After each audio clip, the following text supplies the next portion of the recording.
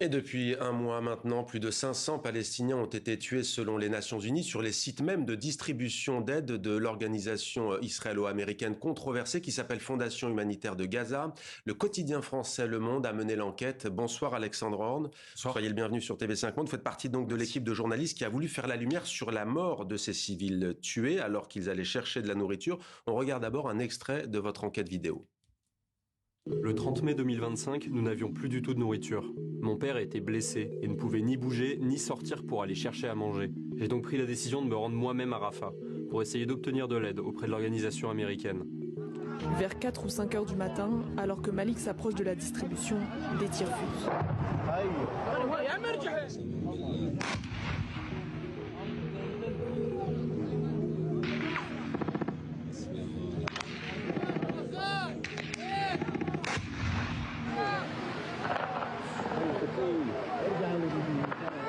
Le Monde a pu authentifier ces images. Elles ont été tournées ici, à plus d'1 kilomètre du centre de distribution d'aide. Contrairement à ce que différents médias ont pu affirmer, la scène a eu lieu le 31 mai et non le 1er juin. D'après l'analyse audio du Monde, les tirs, qui balaient la foule, proviennent du sud-ouest, un endroit tenu par l'armée israélienne. On ne sait pas exactement combien de personnes sont mortes ce jour-là. Mais le lendemain, au même endroit, la scène s'est répétée et a fait des dizaines de morts. Cette vidéo authentifiée par Le Monde montre des cadavres proches du centre de distribution. Alexandre Horn du journal Le Monde, d'après votre enquête, ce sont donc bien les soldats israéliens qui tirent.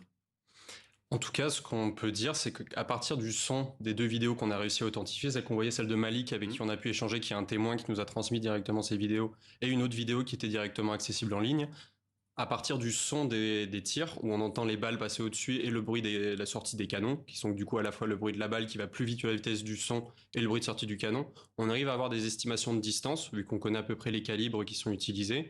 Et l'écart, vu que c'est deux personnes qui ont filmé, une qui a été tuée d'ailleurs quelques jours plus tard dans une autre distribution humanitaire, le 3 juin, à partir de l'écart entre ces deux empreintes sonores, on arrive à savoir du coup de quelle direction viennent les tirs. On n'a pas assez d'audio pour avoir des positions très précises, mais on a ça, et ce qui nous permet de savoir que ça vient du sud-ouest. Et le sud-ouest, c'est documenté, et on a trouvé aussi des images authentifiées qui permettent de savoir que c'est les positions israéliennes et que ça vient des positions israéliennes. La seule présence israélienne. Exactement, ouais. Est-ce que c'est à mettre sur le compte de la confusion? On parle de familles qui n'ont pas mangé, sans doute peut-être pour beaucoup d'entre elles depuis plusieurs jours, de la confusion, de la nervosité des soldats israéliens, ou est-ce que il y a quelque chose de prémédité, comme le disent certaines sources? Ça, nous, c'est pas quelque chose qu'on peut dire à partir de l'analyse simple audio des images. Ce qu'on peut dire, par exemple, c'est qu'on a des patterns de tir qui sont pas, enfin, des façons de tirer, notamment, c'est des rafales. Et à partir de l'empreinte audio, on arrive à savoir que c'est des rafales qui sont en tout cas qui balayeraient la foule d'après les analystes avec qui on a soumis ces audios. Mais nous, l'intentionnalité, on peut pas la dire. L'enquête de Haaretz, par exemple, qui est sortie vendredi dernier, qui pour le coup, Haaretz, le média israélien, et qui pour le coup a des témoignages de soldats, là et notamment qui parlent d'ordre de la hiérarchie, qui ordonnerait de tirer pendant les distributions. Là, c'est différent. Nous, c'est pas ce qu'on peut dire avec les images. Mais est-ce que vous êtes intéressé aussi à cette fondation humanitaire de Gaza?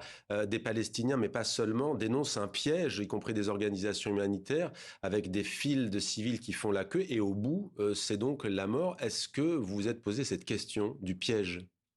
Au-delà de la question, nous, c'est pas vraiment quelque chose. Nous, ce qu'on fait en tout cas, c'est qu'on documente et en tout cas la répétition. Ce qu'on voit par exemple, c'est que il y a des fils qui, en fait, c'est même avant les fils que ça commence, c'est pendant la nuit, ou parce qu'il y a si peu d'aide pendant la journée. Et ça, on le voit dans les images qu'on a authentifiées, notamment du jeune homme 17 ans, Malik, qui y est retourné plusieurs fois et qui savait la dangerosité. Et ce qu'on voyait, c'était la pagaille et justement l'incapacité. Et ça faisait suite aussi à un blocus, évidemment, qui a eu lieu un blocus total de mars à mai, qui a après continué comme blocus partiel avec cette organisation-là, oui. Après, nous, ce qu'on dit, c'est vraiment le fait qu'il y a eu des tirs sur la foule, et ça, on peut l'établir, ce qui avait déjà été étayé par des témoignages auparavant et par des humanitaires qui en parlaient aussi. Nous, ça, c'est ce qu'on peut étayer. Après, la question de l'intentionnalité et la question du piège, pour le coup, c'est pas... Vous avez évoqué Haaretz, on en parlera tout à l'heure avec l'ambassadrice de Palestine en France, à la Bouassira.